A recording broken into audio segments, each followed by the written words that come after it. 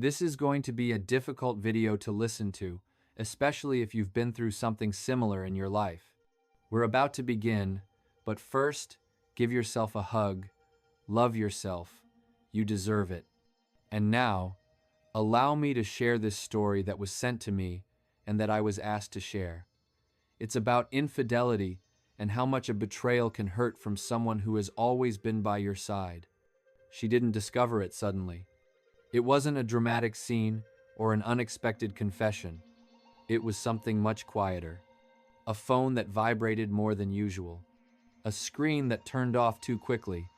A distance she couldn't explain, but that felt different. After so many years together, she knew his silences. They had learned to read each other without words, to understand each other with glances, to maintain a routine that, although imperfect, was stable. They had built a family, not just children, but also habits, memories, shared efforts, invisible sacrifices. And that's why, at first, she doubted herself. She thought she was exaggerating, that maybe exhaustion was playing tricks on her, that perhaps the problem wasn't him, but her. Until one day, without really looking for it, she found what she never wanted to see. Calls, messages, photographs. She didn't know when it started. She didn't know how many times. She didn't know if it was something recent or a long story, hidden among the ordinary days. But she knew one thing with absolute certainty. The betrayal existed. And in that instant, something inside her broke silently. She didn't scream. She didn't make a scene. She stared at the screen as if it weren't real, as if it were someone else's life. Because when you've been with someone for so long, betrayal doesn't just hurt, it throws you off balance. It makes you question every memory, every laugh, every promise. She wondered how many times she'd sat across from him while he wrote those messages. How many nights she'd slept beside him, unaware that he was sharing his attention with someone else. The pain wasn't immediate. It was slow, deep, persistent, like a wound that doesn't bleed, but burns. She decided to confront him, not because she wanted to fight, but because she needed to hear his voice say it. She needed to understand, or at least try. They cried. He denied it at first. Then he half accepted it. Then he apologized. Broken promises tried to mend themselves with weary words. Explanations that didn't soothe. Justifications that didn't heal. She heard everything. Every excuse. Every attempt to minimize the damage. It didn't mean anything. And yet, nothing could bring back what was lost. Because some things don't break completely, but they're never the same again either. For days, weeks, she lived with a constant weight on her chest. She thought about leaving. She thought about staying. She thought about the children, about the house, about the years they had invested. She thought about everything they had built together, and about everything that could be lost if she took that final step. And then she made a decision that wasn't easy. It wasn't complete forgiveness. It wasn't forgetting. It was looking the other way, not for him, but for the family, for stability, for what they had achieved together with so much effort. She decided to stay. But staying doesn't always mean healing. Time passed. The routine returned, at least on the surface. From the outside, everything seemed normal. But inside her, something had changed forever. She never looked at him the same way again. She no longer saw him as she once did. She no longer trusted without thinking. She no longer gave herself completely. Each new silence sparked doubts.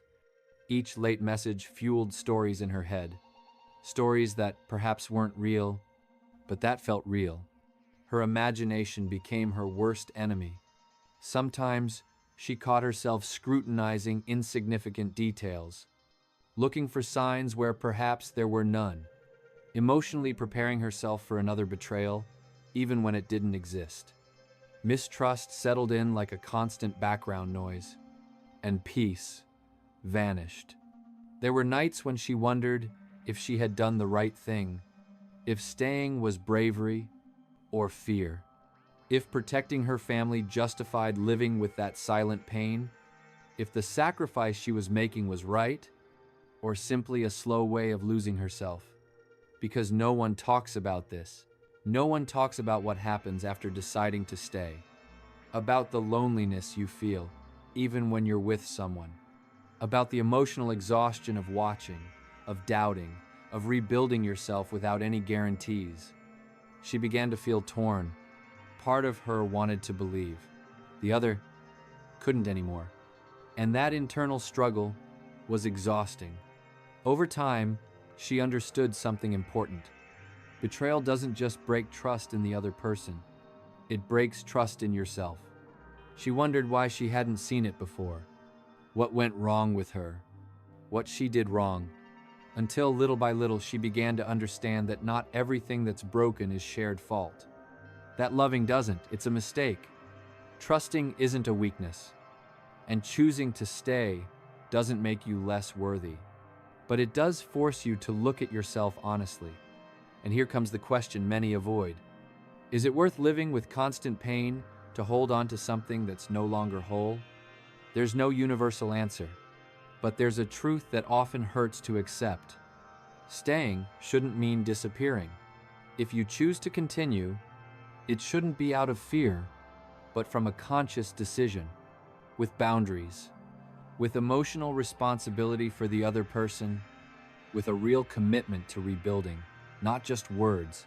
And if that space doesn't exist, if the pain is constant, if mistrust consumes your peace, then it's not love you're protecting. It's habit. It's fear. It's the idea of what once was. Final advice. In situations like this, life doesn't ask for perfect decisions. It asks for honest decisions. It's not just about staying or leaving. It's about not betraying yourself in the process. Because a family also breaks down when someone lives by erasing themselves. Because children learn more from what they see than from what they're told. And because love, even though it sometimes hurts, should never cost you your peace every day. Listen to yourself, respect yourself, and remember something essential. Forgiveness is a choice. Forgetting isn't always possible, but choosing yourself should always be.